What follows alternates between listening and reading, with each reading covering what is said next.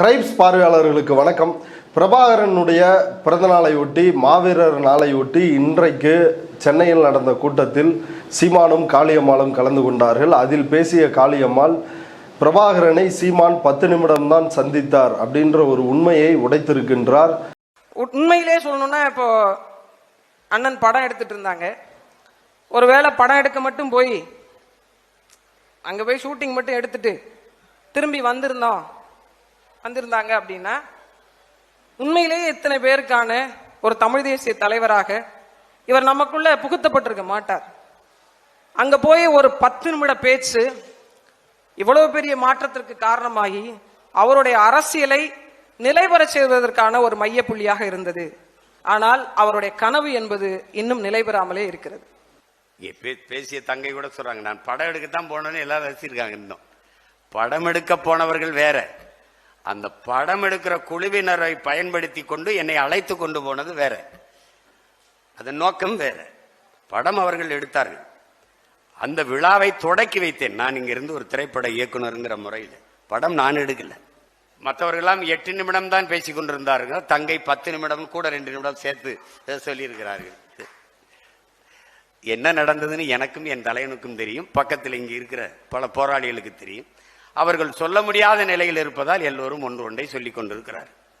10 நிமிடம் பேசியவனைத்தான் சீமான்ட்ட சொல்லு, நம்பி விட்டு போறோம்னு சொல்லு, அவர்கிட்ட தான் ஒப்படைக்கிறோம்னு சொல்லு, தொடர்ச்சியா முன்னெடுக்க சொல்லுன்னு 10 நிமிஷம் பேசணுன்றதான் விட்டு போவாங்களா? அதெல்லாம் இல்லை.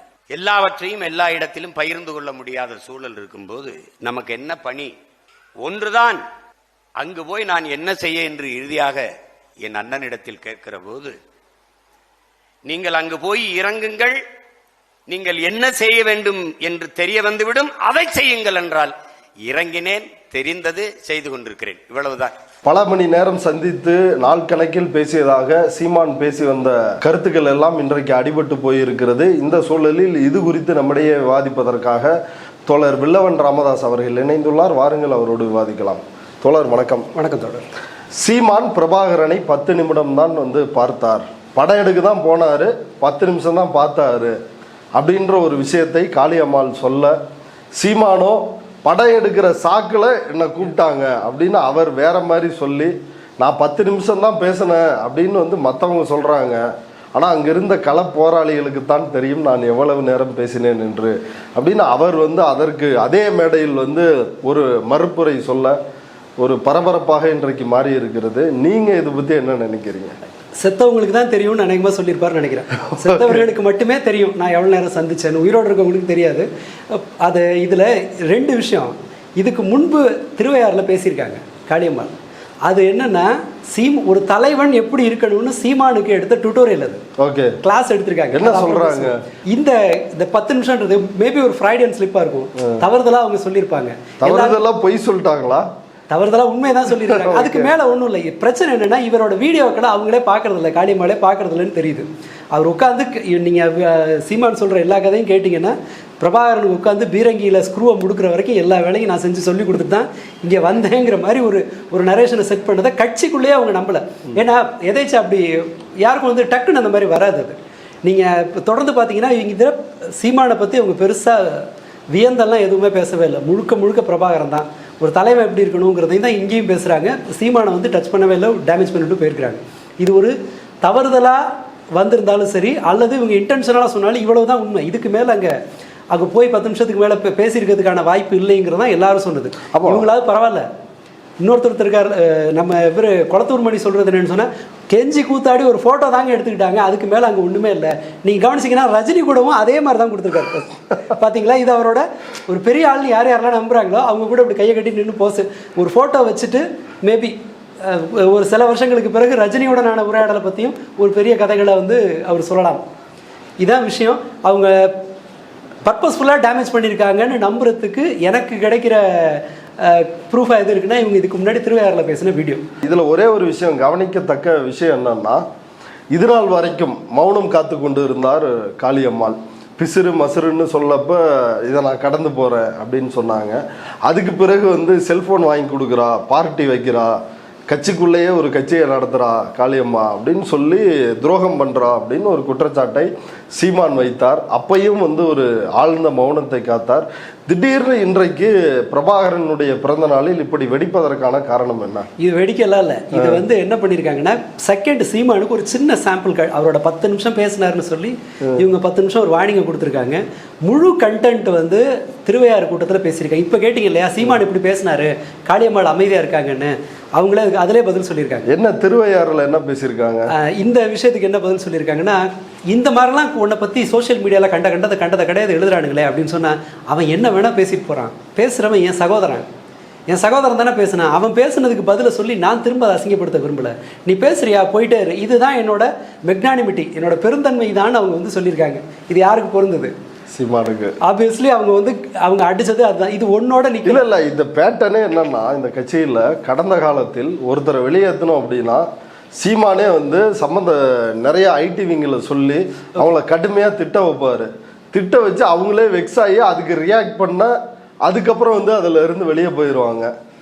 ஓகே, அண்ணன் கிட்ட சொன்னேன், அண்ணன் கண்டுக்கல, நான் வெளியே வந்துட்டேன் அப்படின்னு அப்படி நடக்கும் அந்த ப்ராசஸ். ஆனால் இந்த அட்டாக்கை தாண்டி தான் காளியம்மாள் வந்து சஸ்டெயின் ஆகி நிற்கிறாங்கன்னு நினைக்கிறேன். இதோட அந்த டியூஷனை அவங்க நிறுத்தலை, வேற சில விஷயம் சொல்கிறாங்க. ஆட்களை வந்து இவர் எவன் வேணா போனா போட்டுன்னு இவர் தானே சொல்கிறாரு, யாரும் இருக்கணும்னு அவசியம் இல்லை. 10 பேர் 3000 பேர் வருவான், 30 பேர் போவான்றார் இல்லையா, அதுக்கு ஒரு பதில். ஒருத்தனை தலைவன் எப்படி இருக்கணுங்கிறதுக்கு இதுக்கு ஒரு சாம்பிள் சொல்கிறாங்க. உனக்கு கீழே இருக்கியா, ஒருத்தன் வந்து தவறு செய்கிறான்னா சுட்டி காட்டு, ஒரு கருத்தையில் ஏற்றுட்டு தானே உள்ளே வரணும். சீமான நேரடியாக சொல்லலை, ஆனால் ஒரு ஜென்ரல் கிளாஸாக எடுக்கிறாங்க, புரிய வேண்டியவங்களுக்கு புரியும் அப்படிங்கிற மாதிரி. ஆச்சா, இவங்க இந்த மாதிரி கீழே 2 வாட்டி எச்சரிக்கை செய்ய, 3ஆவது வாட்டி சொல்லணுமா, அப்போ வெளியில் அனுப்பு. நாம் வந்து ஒரு எடுப்பில் நாம் வந்து இந்த மாதிரி செய்யக்கூடாது. இது ஒரு பாடமாக லெஃப்டில் ஒரு விதம் வச்சுருக்காங்களா. அடுத்ததை நீங்கள் யாராவது இந்த தவறான குற்றம் சாட்டுனதை பற்றி பிரபாகரன் ஒரு கேஸ் ஸ்டடியை கொண்டு வராங்க. பிரபாகரன் ஒரு போராளியை தண்டனை கொடுத்து சிறைக்கு அனுப்புகிறாரு. சிறை மாதிரி கொஞ்சம் சாப்பாடு, கொஞ்சோண்டு ஓரளவு தண்ணி, இதில் வந்து அவர் சிறையில் அடைக்கிறாங்க. அவர் வெளியில் வந்து பிரபாகரன்ட்ட சொல்கிறாரா, அண்ணன் என்ன தண்டிச்சது கூட பரவாயில்ல, அதை பற்றி நான் வருத்தப்படல, ஆனால் என்னை கேட்காம தண்டிச்சிட்டார்ல, விசாரிக்காம என்ன தண்டிச்சு, என்கிட்ட ஒரு வார்த்தை கேட்டிருக்கலாம், ஏட்டா தம்பி இது நீ பண்ணியா அப்படின்னு கேட்டிருந்தா நான் சொல்லியிருப்பேன்ல, அதுக்கப்புறம் தண்டனை கொடுத்துருந்தா பரவாயில்ல அப்படின்னாரான். அதன் பிறகு பிரபாகர் அதை எடுத்துட்டு ஆமாண்டா தம்பி நான் பண்ண தப்புன்னு சொல்லிட்டாரான். இது யாருக்கு? சீமானுக்கு. என்ன பிசிறு மசிறுன்னு பேசுற, கட்சிக்குள்ள கட்சி கட்டுறன்ற, நீ என்கிட்ட கூப்பிட்டு கேட்கணுமே, ஒரு வார்த்தை கேட்டியா, இதான் இது ஒண்ணா. அடுத்ததாகவும் 1000 வருஷத்துக்கு ஒரு முறை தலைவன் தலைவன் தோண்டிட்டாரு. இப்போ அப்படின்னா என்ன அர்த்தம்னா, ஜூனியர் பிரபாகரன் நான் தான், அவர் பிரபாகரன், நான் சின்ன பிரபாகரன், சின்ன தளபதி மாதிரி நான் சின்ன பிரபாகரன் அப்படின்னு இவர் கிளைம் பண்றது இருக்கு இல்லையா, அதுக்கு ஒரு எத்து. 1000 வருஷத்துக்கு தோன்ற ஒரு தலைவன் அவன் காட்டுற சுவாசிச்சவங்கிறதே பெரிய விஷயம். அவரோட கனவு இன்ன வரைக்கும் நிறைவேறாமல் இருக்கு, அதை கேரி பண்றதுக்கு ஆள் இல்லைன்னு இப்போ பேசியிருக்காங்க. ஸோ டோட்டலாக இது கூடவே இல்லை, பழைய திருவையாறு கூட்டத்தில் இன்னும் தலைவனுக்குரிய தகுதின்னு அவங்க லிஸ்ட் போடுற அவ்வளவுமே டைரக்டாக உதைக்கிறது எதுன்னு சொன்னால் சீமானை தான். அவரை வந்து முழுக்க 38 நிமிஷத்தில் போட்டு பண்ண டேமேஜ் இருக்குல்ல, இதை அவங்க எப்படி டிஃபெண்ட் பண்ண போகிறாங்க சீமான் தரப்புலன்னு தெரில. கூடுதலாக ரஜினி கூட சேர்ந்து எடுத்துக்கிட்ட ஃபோட்டோ இன்னொரு பெரிய டேமேஜாக வந்துருக்குது. ஜாதகம் சரியில்லை போல தான் தெரியுது அண்ணனுக்கு. ஓகே, இப்போ இது ஒரு விளைவு ஆற்று இருக்கா? சீமான் ரஜினி சந்திப்பு, இதற்கு ஏற்பாடு செய்த பாஜக மோடி ஆதரவாளர் ரவீந்திரன் துரைசாமி, இதற்கு பிறகுதான் இன்னும் துணிச்சல் பெற்று காளியம்மாள் வந்து இவ்வளவு போல்டா பேசுறாங்கன்னு புரிஞ்சுக்கலாமா? இது போடி ஆகாதுன்னு தெரிஞ்சிருச்சு. அவங்க காளியம்மாள் வந்து நானா போக மாட்டேன்னு ஒரு வாய் விட்டுருக்குறாங்க. நானா வெளியில போக மாட்டேன், அவங்கள அனுப்பிச்சாதான் உண்டு. இப்போ அவங்கள அனுப்பணும்னா என்ன பண்ணணும்? ஏதாவது இந்த மாதிரி கிளப்பி விட்டா தான் உண்டு. மேடையில கொடுக்காம இருந்தாங்க இவ்வளவு நாள், வந்து அவரை வந்து மேடை ஏத்தாமலே தடுத்து வச்சிருந்தாங்க. இப்போ வேற வழி இல்லாமல் கொண்டு வந்திருக்கிறாங்க. இந்த ரஜினி சந்திப்பில் ஒரு விஷயம் பார்த்தோம். ரஜினி சந்திப்பு அவங்களுக்கு ஒரு பெரிய நெருக்கடி. ஏன்னா ரஜினியை ரொம்ப மோசமாக இழிவாக தரக்குறைவாக பேசி அப்படியே எல்லாத்தையும் அவங்க காலி பண்ணிட்டே போகிறாங்க. இவருடைய வெப்பன் எல்லாமே வந்து பயன்பாடு யூஸ்லெஸ் ஆகிக்கிட்டே இருக்கும்போது இவங்களுக்கு வேறு வழி இல்லை, சீமானை தூக்கி போடுறத தவிர இது ஒரு டெட் வெயிட்டாக மாறிட்டு இருக்கு கட்சிக்காரங்களுக்கு. சீமானை தூக்கி சுமக்கிறது கடைசியாக யாராவது உலகத்தில் சொல்லுவாங்களே, இந்த ஆள் கூட இருந்தால் பொண்டாட்டியே மதிக்கிறது இல்லை அப்படின்னு மக்கள் பேசுகிற அளவு கட்சிக்காரர்கள் இல்லை. வெற்றிக்குமரன் திருச்சியில பேட்டியே கொடுத்திருக்கிறாரு. வெற்றிக்குமரன் மற்றும் நாம் தமிழர் கட்சியில இருந்து வெளியேறிய முக்கிய நிர்வாகிகள் வீட்டுக்கு போனா இவெல்லாம் ஒரு தலைவனா அப்படின்னு யாருமே எங்களை மதிக்கிறது இல்லை அப்படின்னு பேட்டி இந்த ரேஞ்சில் கொண்டு வந்து விட்டுருக்காரு. ரஜினி கால் ஷீட்டை யாரால வாங்கி தர முடியும்? குருமூர்த்தியால வாங்கி தரலாம், அல்லது இப்போ இதோட இன்னும் பெரிய தலைவர்கள், ஆர்எஸ்எஸோட பெருந்தலைவர்கள் இல்லை பிஜேபியிலேருந்து வாங்கி தரலாம். அவ்வளவு முக்கிட்டு போய் அவரை பார்க்க வேண்டிய தேவை என்ன இருக்குது? அப்போது உங்களுக்கு இதுக்கு முன்னாடி யார் மாரிதாசன் மீட் பண்ணியிருக்காங்க, பெரிய தொடர்பு இல்லைனாலும் மாரிதாசன் மீட் பண்ணியிருக்காரு. ரஜினிகாந்தை போய் சந்தித்து ஏதாவது ஒரு டேமேஜ் கண்ட்ரோல் நியூஸில் இருக்கிற அளவுக்கு இவர்களுடைய இருப்பு வந்து மேலே மேலே மேலே மேலே ஆபத்தாகிக்கிட்டு இருக்கு. அது என்ன செய்யுதுன்னு சொன்னால் கீழே இருக்கவங்களுக்கு ஒரு துணிச்சலை தருது. நீங்கள் அவரோட பேச்சு முழுக்க பாருங்கள், சீமானை ஒரு பொருட்டாவே மதிக்கலை. சீமான் குறித்து அவர் பேசின ஒரே ஒரு வாக்கியம் என்னன்னு சொன்னால், எனக்கு சின்ன வயசில் பிரபாகரன் ஒரு பெரிய ஆளுமைன்னு தெரியும், ஆனால் தமிழ் தேசியத்துக்கு அவர் எவ்வளவு இந்த தமிழ் விடுதலைக்கு அவர் என்னென்ன பண்ணியிருக்காருங்கிறதுலாம் எனக்கு அவ்வளவு தெரியாது, அந்த விஷயத்தில் நான் ஒத்துக்கணும், அதை சொல்லி கொடுத்தது சீமானன் தான் அப்படின்ட்டு இருக்காரு. அந்த 40 நிமிஷத்து பேச்சில் இது ஒன்று தான் சீமானுக்கு கிடைச்ச கிரெடிட். மற்ற எல்லாமே அவுட் அண்ட் அவுட் பிரபாகரனை பற்றின ஒரு சொற்பொழிவு. அதில் பிரபாகரனை முன்மாதிரியாக வச்சு இவருக்கு ஒரு கிளாஸ் எடுத்திருக்காங்க. அதை பார்த்தா இன்னும் டென்ஷன் ஆவார் அண்ணன். இந்த இதுக்கே 10 நிமிஷம் வீடியோன்னதுக்கே அண்ணன் வந்து அப்படியே இதே நொறுங்கி போய் பேசியிருக்கிறாரு. அந்த வீடியோவை பார்த்தாருன்னா பிபி ஷூட்டப் ஆகிறது உறுதி. ஓகே, அதாவது இப்போ நீங்கள் சொல்கிறத பார்த்தா காளியம்மாள் என்ன சொல்லியிருக்காங்கன்னா, நீ 10 நிமிஷம் பிரபாகரனை பார்த்துருக்குற, நான் அதை பார்க்கல, அவ்வளோதான் உனக்கு எனக்கு வித்தியாசம், நான் கண்ணியமானவள் அப்படின்னு சொல்லியிருக்காங்க. அதை சொன்னதோட இல்லை, பழைய வீடியோவில் இன்னொன்று சொல்லியிருக்காங்க, ஒரு தலைவனோட தகுதி என்ன, ஒன்று வேலை செய்ய, இல்லைன்னா கிளம்பு, வேலை செய்கிறவனுக்கு வழி விட, அவனை உற்சாகப்படுத்த கைதட்டுன்றாங்க. இதுதான் முக்கியமான பாயிண்ட். ஆக நான் தான் தலைவர் தகுதி இருக்கிறது நான் தான், உனக்கு தான் வக்கீல் இல்லை, இறங்கு அப்படின்னு அடுத்த காணொலியில் அடுத்த மீட்டிங்கில் சொல்லலாம். கிட்டத்தட்ட இந்த இதை சொல்லிட்டாங்க, தகுதி தலைவனுக்கான தகுதி என்பது இதுதான். நீ ஒன்று நீ வேலை செய்ய முடியலன்னா வழி விட்டு கீழே இருக்கவனை வழி விடு, அதான் நான் நம்புகிற தகுதின்ட்டாங்க. ஸோ அண்ணன் தான் முடிவு பண்ணணும் என்ன செய்யறதுன்னு சொல்லி. சீமான் காளியம்மாளுக்கு மறுப்பு சொல்றாரு அதே மேடையில். அப்படி மறுப்பு சொல்லும் பொழுது சீமான் சொல்ற விஷயம் என்னன்னா, உங்களுக்கு தெரிஞ்சது நான் படையெடுக்க போறேன்னு, ஆனால் நான் அங்கே போல படையெடுக்கும் குழுவோடு என்னை அழைத்து வந்தார்கள் அப்படின்னா தனக்கு தனியான முக்கியத்துவம் இருக்கிறது, அதனால இந்த டீமோட என்னை கூட்டு வந்தாங்க அப்படின்ற ஒரு விஷயத்த சொல்றாரு. இன்னொரு விஷயம் என்ன அப்படின்னா, நான் 10 நிமிஷம் தான் பார்த்தேன்றாங்க. 10 நிமிஷம்லாம் கிடையாது, அங்கே இருந்த போராளிகளுக்கும் என்னுடைய தலைவனுக்கும் தான் தெரியும் நான் எவ்வளோ நேரம் சந்தித்தேன் அப்படின்னு இன்னொரு தகவலையும் வந்து சொல்கிறாங்க. சீமான் சொல்கிறாரு, இதை எப்படி புரிஞ்சுக்கிறது? இல்லை, இது வந்து அவர்களுடைய மூலதனம். ஓகே, பிரபாகரன் அந்த இப்போது நான் ஹோசூரில் அங்கே ஒரு ஒரு குடும்பம் வந்து பிச்சை எடுப்பாங்க. எப்படின்னு சொன்னால் வெடித்து அழுவாங்க ரோட்டில்.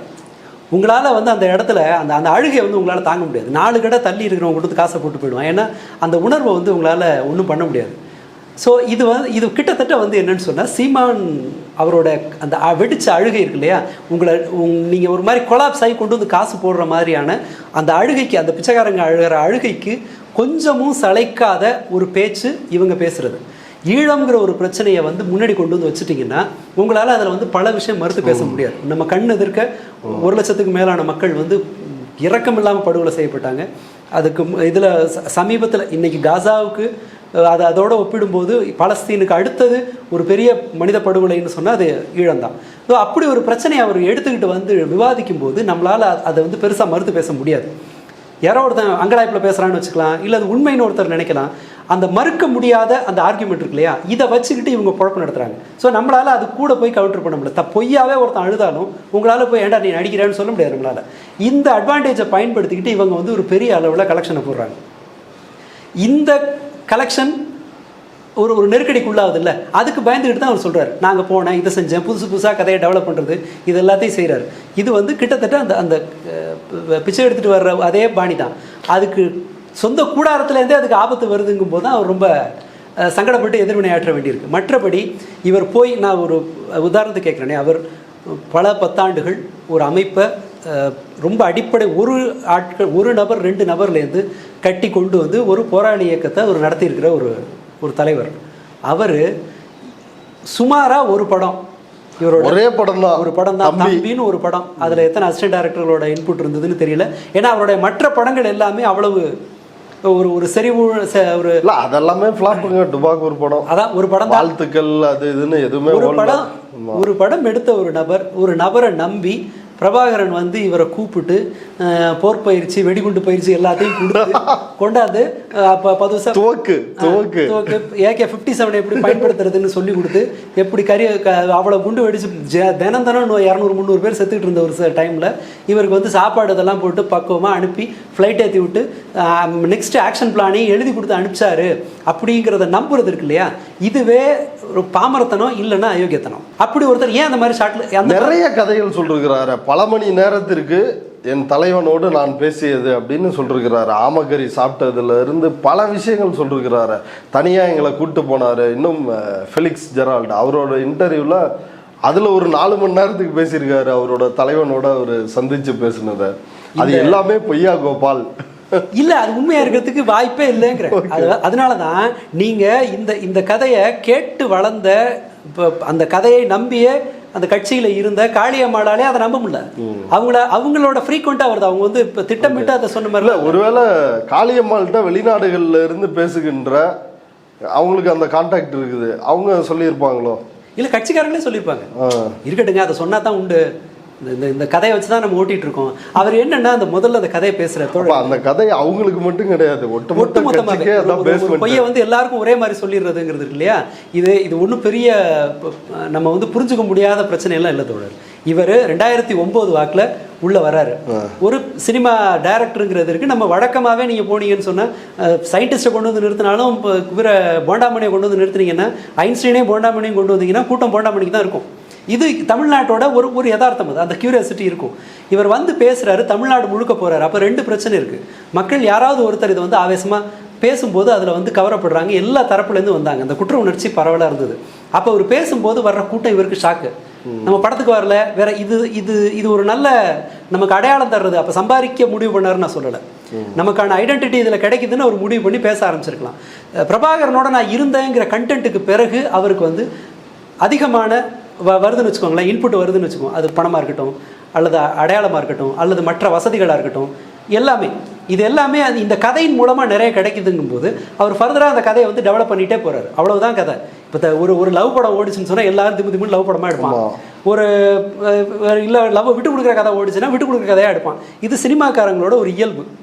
அதே மாதிரி ரஜினிகாந்த் போய் ஃபோட்டோ எடுத்துக்கிறதுக்கு சினிமாக்காரங்களோட ஒரு இயல்பு. இது எல்லாமே கலந்த ஒரு நபர் தான். நம்ம என்னென்னா நம்ம உணர்ச்சி வசப்பட்ட நேரத்தில் அந்த ஒரு கதை வந்துருச்சு. நான் என் கூட ஒரு இது படித்தாங்க, சம்மந்தம் இல்லை ஆனாலும் சொல்கிறேன்.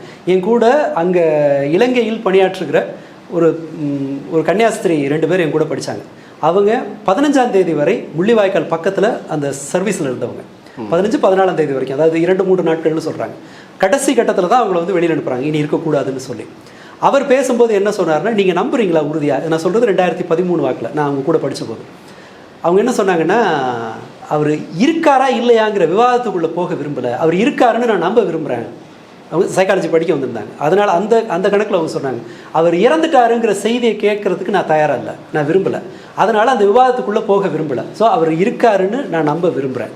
அதை போல தான் சீமான் கதையும் நமக்கு என்னன்னு சொன்னால், இப்படி ஒருத்தர் சொல்லும்போது பிரபாகரனை குறித்து ஒரு வியந்து பேசுகிற கதைகளை ஒருத்தர் வந்து சொல்லும்போது நம்ம கேட்க நல்லா இருக்குது. நம்ம அதை மறுக்க விரும்பலை. அது சாமி கதைங்க கேட்குற மாதிரி தான். நீங்கள் நம்பிக்கை அதை தலையிடாதுன்னு சொல்லுவாங்க இல்லையா, கிட்டத்தட்ட அதுதான். இவர் அதை வச்சுக்கிட்டு மேலே மேலே மேலே மேலே இது எல்லாமே பல்வேறு ஃபேக்டர்ஸ் வந்து சேர்ந்து வந்த ஒரு விளைவு. அவர் அந்த கதை தான் நமக்கான அடையாளம்ங்கிறத புரிஞ்சுக்கிட்டாரு. ஸோ அதில் சீமான் இன்னொரு விஷயத்தை குறிப்பிடுறாரு. நான் அங்கேருந்து வந்தேன், நான் போய் தமிழ்நாட்டுக்கு போய் என்ன செய்யணும் அப்படின்னு நான் அங்கே கேட்டேன் புலிகள்கிட்ட. புலிகள் வந்து நீ அங்கே போய் இறங்கு உனக்கே தெரியும் அப்படின்னாங்க. இங்கே வந்து இறங்கணுன்னு நான் வந்து இந்த கட்சியை ஆரம்பித்து இந்த ஈழப் போராட்டத்தை தமிழ்நாட்டில் நடத்துகிறேன் அப்படின்ற விஷயத்த ஓப்பன் பண்ணிருக்காரு. ஆனால் இவர் பிரபாகரனை கண்டாலே இவங்களுக்கு இந்துத்துவவாதிகளுக்கு ஆகாது. அந்த நாம் தமிழருங்கிற பேரை ஆதித்தனார்கிட்டேருந்து வாங்கி கொடுத்தது யாருன்னு ஏதாவது சோவும் குருமூர்த்தி தான்.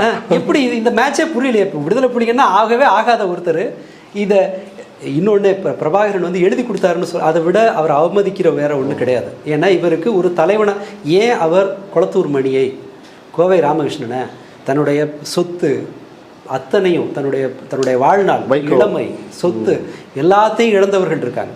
இதையே தொடர்புல இவங்க இருந்தாங்க. ஆமாம், அவங்க கூட இன்னும் அதை வந்து தான் அவர் கூட இருந்தோன்னு ஏன் மற்ற யாரையும் சந்தேகப்படல, உங்களையும் சந்தேகப்படுறாங்க? எளிமையான கேள்வி. கொளத்தூர் மணி வந்து பிரபாகரனுடனான தன்னுடைய சந்திப்பு இதெல்லாம் பேசும்போது யாரும் அதை வந்து குறுக்க சந்தேகப்படுறது இல்லை. இவரை ஏன் சந்தேகப்படுறாங்க? அப்போ ஆதாரமே இல்லை. இது வந்து கடவுள் மாதிரி என்ன நம்புன்றார் அவர். பட் இருந்தாலும் நம்ம எவ்வளவோ பேசணும், அது எல்லாமே சிம்பிளாக முடிச்சுட்டு ஒரு 40 நிமிஷத்து ஸ்பீச்சு, ஒரு 10 நிமிஷத்து பேச்சு, ரெண்டுலையும் அவங்க கூடாரத்துலேருந்தே காளியம்மாளே அதை காலி பண்ணிட்டாங்க. ஸோ அந்த வகையில் இது ரொம்ப ஒரு திருப்தியான டெவலப்மெண்ட்னு தான் நான் நினைக்கிறேன். ஓகே, இப்போ காளியம்மாள் அடுத்து என்ன செய்வார்? வெளியே போகிறதில்ல அப்படின்னு அவங்களுடைய நடவடிக்கையில இருந்து தெரிஞ்சிருச்சு. தானால் வெளியேற்றப்படணும் அப்படின்னு காத்திருக்காரா? நீ அனுப்பு அப்படின்னு இப்போ சொல்லியிருக்காங்க. முதல் ரெசிக்னேஷன் லெட்டரை வந்து இல்லை டெர்மினேட் பண்ணுன்னு சொல்லி அவங்க அனுப்புகிறாங்க. இவர் அடுத்தது இப்போ ஒன்றும் பண்ண மாட்டாங்க. இப்போ கட்சி ரொம்ப சிக்கலில் இருக்குது. ரஜினியை பார்த்த அந்த டேமேஜோ இல்லை மற்ற கட்சி ஆட்கள் வந்து கலைஞ்சிக்கிட்டே இருக்காங்க. நாளைக்கு வெற்றிக்குமரன் கூட்ட போகிற கூட்டம் அது எவ்வளவு பிரம்மாண்டமாக இருக்குது அல்லது அதுக்கு கிடைக்கிற வரவேற்பு இதை பொறுத்து இன்னும் மிச்சம் இருக்கவங்களும் போவாங்க. ஏன்னா இவருடைய இருப்பு, இவரை நம்பி போனால் பிரயோஜனம் இல்லை, வீட்டுக்காரமாக கூட நம்மளை மதிக்காது, இந்த ஃபேக்டர்லாம் மற்றவர்கள் புரிஞ்சுக்கிறாங்க. பாதி பேருக்கு ஏதாவது ஒரு காரணம் சொல்லிட்டு வெளியில் போனால் போதுங்கிற ஒரு நிலைமை இருக்குது. ஸோ இந்த நெருக்கடியில் அவர் காளியம்மாளை இழக்க விரும்ப மாட்டார். ஏன்னா அந்த கமெண்ட் எல்லாம் பார்த்தீங்கன்னா தெரியும், என்ன இருந்தாலும் நீங்கள் போயிடாதீங்கக்கா அப்படின்னு சொல்லி அந்த ஈழத்தமிழர்கள் இவங்களை வந்து தக்க வைக்கிறதுக்கு காலம் தந்த கடைசி நம்பிக்கை காளியம்மாள். ரைட்டு, இது ரொம்ப பொருத்தமாக இருக்குது. ஸோ இந்த அவங்கள இது வந்து கலெக்ஷனை வந்து பாதிக்கலாம் அப்படிங்கிறது, ஏன்னா இது அந்திம காலத்தில் இருக்குது பார்ட்டிங்கிறது அவங்களுக்கு தெரியும். ஸோ இதை வச்சுக்கிட்டு எவ்வளவுக்கு எவ்வளவு இதை இருக்கிற மேக்ஸிமம் பயன்படுத்த முடியும், இந்த பழத்துலேருந்து எவ்வளோ ஜூஸ் எடுக்க முடியுன்ற நிலையில தான் அவங்க இருக்காங்க. ஸோ அவங்க அனுப்ப மாட்டாங்க. ஸோ காளியம்மாள் பாரை ரைஸ் பண்ணுவாங்க. அதாவது இந்த பிரச்சனை இன்னும் அடுத்த ஒரு ரவுண்டு பேசுவாங்க. ஓகே, மேற்கொண்டு வேற ஏதாவது பேச ரொம்ப எடுக்கலாம். ஓகே, அவர் இனி நானா போக மாட்டேன் அப்படிங்கிறதுல உறுதியாக இன்சார்ஜா நாம் தமிழர் கட்சிக்கு நான் இன்சார்ஜா. ஆமாம், அதை சொல்லிட்டாங்க. இப்போ தலைமை நான் சிம்பிளாக முடிக்கிறதோட அது வந்து என்னன்னா அவர் வந்து ஒதுக்க அப்படிங்கிறத இன்டெரக்டாக சொல்லியிருக்காங்க சீமானுக்கு. அது வேற யாருக்கா இருக்கும்? ஒரு தலைமை எப்படி நடக்கணும் இது எல்லாத்தையும் ரிலேட் பண்ணி பாருங்க. தமிழ்நாட்டில் வேற யாருக்குமே அது பொருந்தாது. இப்போ பிரபாகரன் அந்த தலைமை அதை வந்து நான் கிளைம் பண்ணுற இதுன்னு சொல்லி பார்த்தா இப்படி சொல்லியிருக்காங்க. இப்போ இன்டெரக்டாக சொன்னது நாளைக்கு நேரடியாக சொல்லுவாங்க. இப்போ சிலடையாக மறைமுகமாக சொல்கிறாங்க இல்லையா, இதை நேரடியாக சொல்லுவாங்க. அவ்வளோதான். இப்போவே ரொம்ப பேசுனேன்னு சொன்னால் ஏதாவது ஸ்டேஜில் ஏறி மேற்கொண்டு வேற ஒரு சம்பவத்தை கூட உடைக்கலாம். நீ 10 நிமிஷம் தான் பேசுனேன்றதை சொன்ன மாதிரி நாளை பின்ன பார்க்கவே இல்லைன்னு கூட உடைக்கலாம். ஸோ அண்ணனுக்கான தூக்கம் இல்லாத இரவுகளுக்கு பண்ணியிருக்காங்க. அண்ணனுக்கு இன்னைக்கான தூக்கமே வராது, கட்டாயமா வராது. இதை எதிர்பார்த்திருக்கவே மாட்டாரு. 10 நிமிஷம் தான் பிரபாகரனை பார்த்தாருன்னு அவர் மேடையிலேயே ஒரு அட்டாக் விழும். இல்லை சாட்டையும் கூட யோசிக்கலாம். வெறுமனே என்ன அரசியலை பண்ணலாமா இல்லை வெறும் யூடியூப் ரிவ்யூ போட்டு காலத்தை ஓட்டலாமான்ற யோசனைக்கு அவர் கூட போகலாம். ஓகே, இப்போ இது வந்து எந்த அளவுக்கு போக போகுது அடுத்து? இப்போ சீமானுக்கு கடுமையான நெருக்கடியில் இருக்கிறாரு. ரஜினியை பார்த்துட்டு சொந்த கட்சிக்காரர்களே அதை பெரிய அளவுக்கு விரும்பலை. இன்னும் சொல்ல போனால் முட்டு கொடுக்க முடியல. ரவீந்திரன் துரைசாமி சொல்கிறாரு, இவர் தான் தன்னுடைய பிறந்த நாளுக்கு ஆசி வாங்கணும்னு என்கிட்ட கேட்டார், நான் ரஜினியை சந்திக்க ஏற்பாடு பண்ணேன்றாரு. இந்த பக்கம் சீமான் தம்பிகள் எல்லாம் ரஜினி தான் எங்களை கூப்பிட்டாரு அப்படின்னு அவங்க வந்து சொல்கிறாங்க. முதல்ல ரவீந்திரன் சாமி போவே இல்லைன்னாங்க. நீங்கள் தானே அடி வாங்கினது, போகவே இல்லைன்னாங்க. அவரே வேடி விட்டு இதில் இந்த சத்யராஜ் படம் ஒன்றில் சண்டை வரும் தெரியுமா, மணிவண்ணனுக்கும் இன்னொரு அல்லகைக்கும் யார் டவுசரை துவைக்கிறதுன்னு. அந்த மாதிரி இங்கே வந்து இவங்களுக்குள்ளே கீழே இருக்கிற சீமானை வந்து தூக்கி விடுறேன்னு சொல்கிறவங்களுக்குள்ளே சண்டை நடக்குது. இடும்பவனம் கார்த்தி சொல்கிறார், அப்படியெல்லாம் இல்லை, ஏன் பொய் சொல்கிறாருன்னு தெரியல, ரவீந்திரன் பொய் சொல்கிறாருங்கிறார். நேரடி குற்றச்சாட்டு. அதை சீமான் தானே சொல்லணும். இப்போ சம்மந்தப்பட்டவர்கள் ரவீந்திரன் துரைசாமி, சீமான், இப்போ அவங்க தான் அதை வந்து தெளிவுபடுத்த சொல்ல மாட்டாங்க. ஏன்னா இவங்களுக்கே தெரியும். இவங்களே சீமான் அதில் இன்னொன்று மாட்டி இருக்கிறாப்புல. என்னன்னா அண்ணன் ரவீந்திரன் துரைசாமியை குறிப்பிடுறாப்புல, அண்ணன் வந்தார் எங்களை விட்டாரு போயிட்டாருன்னு. ஆனால் ரவீந்திரன் துரைசாமி இதுக்கு முன்னாடியே அன்னைக்கு இந்த நியூஸ் பிரேக் ஆன உடனே அவங்க பேட்டி கொடுக்குறாரு. அதில் என்ன சொல்கிறாப்புலன்னா, நான் கூப்பிட்டு போனேன், 2.25 மணி நேரம் பேசினாங்க, 1.5 மணி நேரம் நான் கூட இருந்தேன், அடுத்த 3/4 மணி நேரம் தனியாக பேசினாங்க அப்படின்னு அவர் சொல்லி இருக்கிறாரு. இல்லை ரவீந்திரன் துரைசாமி டிரைவருக்கு கூட்டு போய் விடுறதுக்கு எனக்கு உங்களுக்கு சீமானுக்கு ரஜினியை தெரியும், ரஜினிக்கு சீமான் யாருன்னு தெரியும். இதில் என்ன டிரைவர் வந்து டிராப் பண்ணிட்டு போனாருங்கிற மாதிரி சொன்னால் என்ன அர்த்தம்? இதிலே அப்பட்டமாக தெரியுது ஒருத்தர் அந்த இடத்துல தேவையே கிடையாது. இவர்கள் 2 பேரும் ஒரு பிறந்த நாளுக்காக சந்திக்க போறாருன்னு வச்சுக்கிட்டா இதற்கு ரவீந்திரன் துரைசாமிங்கிற ஒரு நபர் தேவையில்லை. இவங்க அடிப்படை எப்படி முட்டு கொடுக்கறதுன்னு தெரியல, ஏதோ அவசரப்பட்டு ஏதோ பண்ணிட்டாங்க இவங்க. 2வது கலந்துக்கவும் இல்லை போல. ஒரு கட்சியாக என்ன செய்யறதுன்னு பிளான் பண்ணி இல்லை ரஜினியை வந்து ஒரு ஸ்ட்ராட்டஜிக்கலாக அணுகுறாங்கன்னே வச்சுக்குவோம். ரஜினியோட ரசிகர்களை இங்கே வின் பண்ணலாம் அப்படின்னு நாம் எடுத்துக்கிட்டாலும் கூட அந்த இதில் அதையும் கூட கலந்து பேசி பண்ணியிருந்தா பிரச்சனை இல்லை. நான் தான் கட்சி அப்படின்னு நினச்சிக்கிட்டு இவர் ஏதோ ஒன்று பண்ண போய் இவங்களால அதை முட்டு கொடுக்க முடியல. இருந்தாலும் சீமான்கிற பிராண்டை வச்சு தான் இவங்க கதையை ஓட்டி ஆகணும். விஜயை நோக்கி போகின்ற சீமானுடைய தொண்டர்கள் அதற்கு ஒரு பதிலடியா ரஜினியை சந்திக்கலாம். ரஜினியை சந்திச்சு வயசானவங்களை கட்சியில் சேர்க்கலான்னா, ஏன்னா அவங்க ரசிகர்கள்லாம் இது இப்போ போய் இளைஞர்கள்ட்ட கேட்டோம்னா ரஜினி ஒரு இம்பாக்ட்ஃபுல் நடிகர்லாம் இல்லை அவர்கள்ட்ட. இப்போ ஸோ வயசானவங்களோட ஓட்டுக்களை வென்றெடுக்கலாம் அப்படின்னு இவர் நினச்சிருக்கலாம். அதையும் ஒழுங்காக ப்ராப்பராக திட்டம் போட தெரியாமல் எதேச்சியாக போய் ஏதோ ரசிகன் போய் அண்ணா அவங்க கூட பிறந்தநாளுக்கு ஃபோட்டோ எடுத்துக்கணும்னு சொல்கிற மாதிரிலாம் ஃபோட்டோ எடுத்துகிட்டு வந்திருக்கிறாரு. இதுலேயும் ஒரு திட்டமிடல்னு ஒன்றும் இல்லை. எனக்கு என்ன பெரிய வைத்தறிச்சலாக இருக்குன்னா, இந்த மீட்டிங்கில் காளியம்மாளுக்கு பதில் சொல்கிற பேச்சு இருக்கு இல்லையா, அதில் அவர் சொல்கிறாரு, எனக்காக தம்பி தமிழ்நாட்டை உங்ககிட்ட ஒப்படைக்கிறேன் அப்படின்னு பிரபாகரன் சொல்லி ஒப்படைச்சாராம். அப்போ இலங்கை யார்கிட்ட ஒப்படைச்சார்? தன்னோட தாய் நிலத்தை யார்கிட்ட ஒப்படைச்சார்? தமிழ்நாட்டை பற்றி இவ்வளவு கவலைப்பட்டு பிரபாகரன் சீமான்ட்ட ஒப்படைக்கிறாருன்னு சொன்னால் தான் தாய் நிலத்தை யார்கிட்ட ஒப்படைச்சாருன்னு தெரில. இவ்வளவு தத்தியா ஒருத்தர்கிட்ட, சாரி இதை நான் சங்கடமாக தான் இருக்குது சொல்கிறதுல, ஒரு ரசிகர் மாதிரி போய் நடிகரை சந்திச்சா என்ன மாதிரியான எதிர்வினை வருங்கிறத கூட கால்குலேட் பண்ண தெரியாமல் ஏதோ போகிற மெட்ராஸ்க்கு வந்து பீச்சை சுற்றி பார்க்குற எம்ஜிஆர் சமாதியில் ஃபோட்டோ எடுத்துக்கிட்ட மாதிரி ஒரு ஃபோட்டோ எடுத்து விட்டுட்டு இவ்வளவு அடி வாங்குற இந்த அளவு மெச்சூரிட்டி இருக்கிற ஒரு நபரை என்னை நம்பி தமிழ்நாட்டை அண்ணன் விட்டுட்டு போனார், இங்கே பாலிடிக்ஸ் பண்ணுறதுக்கு சொல்லி கொடுத்தாருன்னு சொல்கிறாருன்னா, நான் இங்கே மறுபடியும் நாம் நினைவுபடுத்த வேண்டியது, பிரபாகரனை உள்ளார்ந்து ஆதரிக்கிறவர்கள் எல்லாரும் இதை திரும்பவும் இந்த பிரச்சனைக்காகவாவது இதை கொஞ்சம் சீரியஸாக எடுத்துக்கணும்னு நினைக்கிறேன். இப்போ இதில் இன்றைக்கு பேச்சில் சீமான் இன்னொரு விஷயத்த வந்து சொல்கிறாரு, நான் என்ன உன் பொண்டாட்டியை கையை பிடிச்சி இழுத்தேன் அப்படின்னு ரஜினியை பார்த்த சந்திப்புக்கு விமர்சனம் வைப்பவர்களை அந்த அளவுக்கு பேசியிருக்கிறாரு. அதை பற்றி என்ன நினைக்கிறீங்க? இல்லை, உங்களுக்கு அது வந்து அந்த சந்திப்பில் உங்களுக்கு ஏதோ ஸ்ட்ரென்த் இருக்குது அல்லது ஒரு இயல்பானதுன்னா நீங்கள் சாதாரணமாக போயிடலாம். இப்போ அவர் என்னமோ ஒன்று யாரோ ஒருத்தர் நெருக்கடி கொடுத்து 2 இப்போ நீங்கள் இட்லி மீது போச்சுன்னு வச்சுக்கோங்களேன், அதை எதாவது ஊற்று விட்டு உப்புமா பண்ணுறோம் இல்லையா, அந்த மாதிரி 2 பாஜகவினுடைய 2 வீணா போன ரிசோர்ஸ் ஒன்று செய்கிறதுன்னு தான் வச்சுக்கணும். ரஜினியை ரொம்ப நம்பிட்டு இருந்தாங்க. அவர் 19 மாத்திரை திங்கிறாங்க, என்னை விட்டுருங்கடா சாமிட்டு அவர் ஓட்டார். ஸோ இப்போ அவரை வந்து அவருக்கு கொடுத்த ஹைப்பை வந்து பயன்படுத்த முடியல. இப்போ சீமானோட இருப்பும் தமிழ் தேசிய ஹிந்துத்துவவாதிகளால் பேச முடியாத பல கண்டென்ட்டுகளை வந்து இந்த தமிழ் தேசிய லேபிளை வச்சுட்டு நீங்கள் பேசிடலாம். தமிழ் இந்துத்துவா நீங்கள் பிஜேபியால் தெலுங்கு மக்களுக்கு எதிரான விருப்பம் வந்து அவ்வளவு சுலபமாக பேச முடியாது. இந்த பாருங்க, மாரிதாசே வாயில வேத்தில் அடிச்சுக்கிறேன், ஏன்டா கஸ்தூரியை போய் மாட்டி விட்டீங்களேன்னு சொல்லி. இப்போ கஸ்தூரியை மாட்டி விட்டதுக்கு பழி வாங்குறதுக்கு தான் இசைவாணியை ஓவியா கண்டென்ட் எல்லாம் எடுத்துட்டு ஏன் வர்றாங்கன்னா கஸ்தூரியை காப்பாற்ற முடியலையான்னு.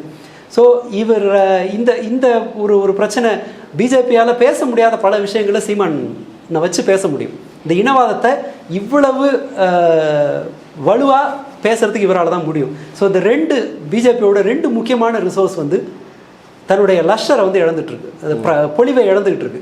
ஸோ இது 2ஐயும் சேர்த்து வச்சு ஏதாவது பண்ணலாமான்னு மிக்ஸ் அண்ட் மேட்ச்சில் ஏதாவது அவங்க ட்ரை பண்ணியிருக்கலாம். இது நினச்சதை விட ரொம்ப மோசமாக எக்ஸ்போஸ் ஆன கோவம் தான் அதுலேருந்து வெளிப்படுது. வேற ஒன்றும் இல்லை, ஆபாசமாக பேசுறது சீமானுக்கு புதுசு ஒன்றும் கிடையாது.